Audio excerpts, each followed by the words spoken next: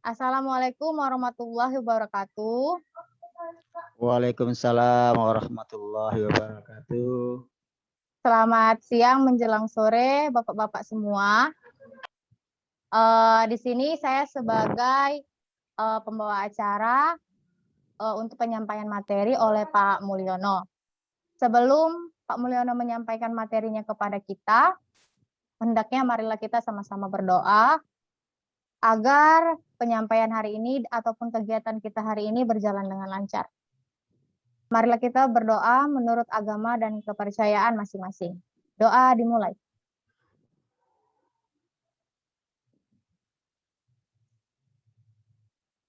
Doa selesai.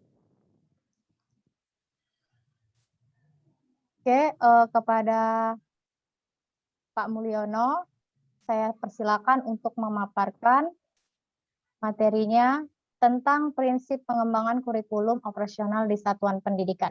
Oke, kepada Pak Mulyono, saya persilakan. Oke, terima kasih Ibu Lilis. Assalamualaikum warahmatullahi wabarakatuh. Waalaikumsalam warahmatullahi wabarakatuh. Selamat sore Bapak dan Ibu sekalian.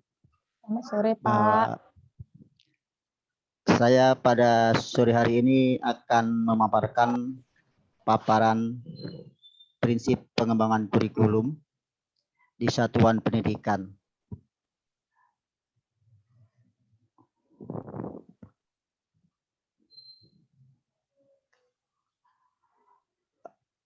Bapak Ibu, bahwa prinsip pengembangan kurikulum itu merupakan tingkat satuan pendidikan yang dikembangkan oleh komite yang berpaduan pada tujuan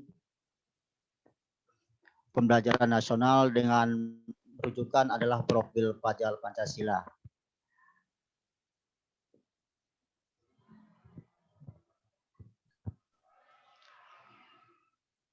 Ada 6 prinsip pengembangan kurikulum, meliputi 1, berpusat pada peserta didik, yang kedua konstekstual, yang ketiga esensial, yang keempat akuntabel, yang kelima melibatkan berbagai pemangku kepentingan, yang keenam profil pelajar Pancasila. Sekarang kita lihat satu persatu. Berpusat pada peserta didik, potensi perkembangan dan kepentingan peserta didik dan lingkungan karena peserta didik memiliki posisi yang sentral. Kenapa? Karena peserta didik itu adalah merupakan posisi sentral yang harus dikembangkan, kepentingannya harus bisa dipenuhi kepentingannya, maka dibuatlah profil pendidikan itu sesuai dengan prinsip-prinsip pengembangan kurikulum yang di satuan pendidikan. Yang kedua, kontekstual. Kontekstual ini beragam dan terpadu dengan memperhatikan keragaman dan karakteristik sosial budaya dan lingkungan. Yang ketiga adalah esensial. Esensial ini mencari dan mengumpulkan informasi utama yang dibutuhkan oleh satuan pendidikan. Mengapa? Karena esensial ini sangat penting agar apa yang dibuat di dalam prinsip pengembangan kurikulum itu dia tepat pada sasarannya sesuai dengan kebutuhan peserta didik. Yang keempat, akuntabel. Akuntabel ini dapat dipertanggungjawabkan karena berbasis pada data yang aktual, relevan, dan berkebutuhan peserta didik. Karena ini kenapa harus akuntabel? Akuntabel itu supaya yang kita buat, yang kita lakukan itu memang sudah berdasarkan data-data yang sudah benar-benar akurat dan relevan sesuai dengan kebutuhannya. Yang kelima, melibatkan berbagai kepentingan, pemangku kepentingan. Pengembangan kurikulum satuan pendidikan melibatkan berbagai pemangku kepentingan seperti komite sekolah, lurah atau kades, Babinsa, Puskesmas, Dinas Pendidikan sebagai supervisi. Kenapa? Supaya yang kita buat itu bisa menjadi pedoman di dalam satuan pendidikan di masing-masing wilayahnya. Kemudian yang keenam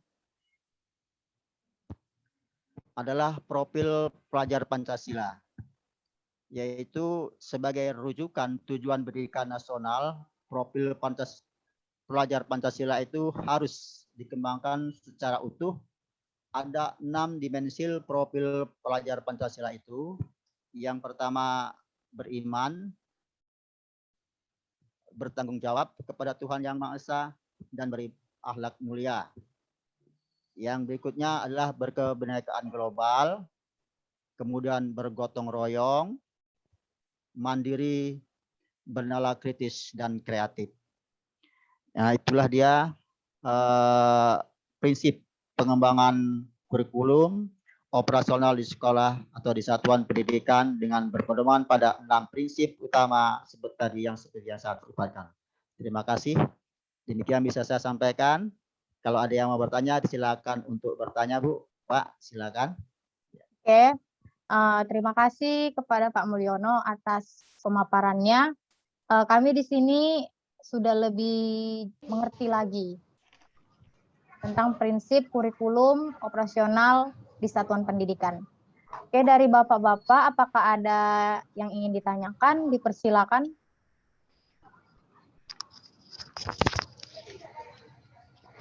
Baik, Pak Mulyono, saya ingin bertanya. Ya, silakan, Pak.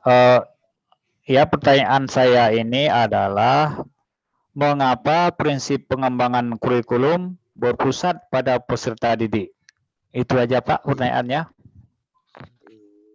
Oke, Pak Mulyono, itu tadi pertanyaan dari Pak Herianda. Anda tadi Silakan Pak Mulyono dijawab pertanyaan dari Pak. Iya. Pertanyaan Pak Haryanda tadi, bagaimanakah mengapa prinsip pengembangan kurikulum tadi berpusat pada peserta didik?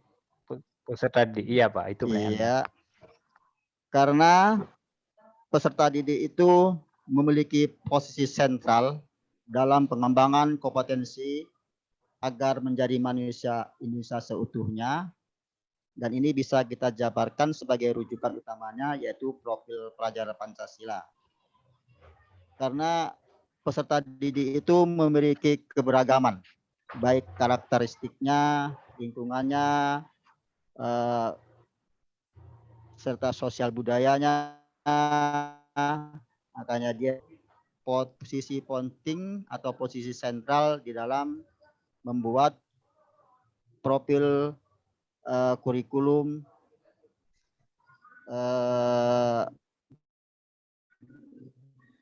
jadi kita tidak bisa lepas dari peran serta peserta didik karena itu merupakan materi utama atau tujuan utama dari pengembangan potensi peserta didik itu sendiri, Pak.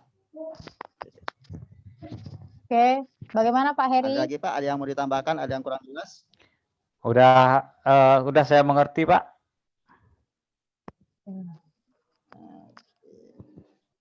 Sudah, terima kasih. Pak Heri. Masih ada lagi yang mau bertanya, silakan. Iya. Sepertinya sudah tidak ada lagi, Pak Mul. Ya, kalau tidak ada, terima kasih kepada Bapak dan Ibu yang sudah mengikuti pemaparan dari saya mengenai prinsip pengembangan kurikulum operasional di satuan pendidikan.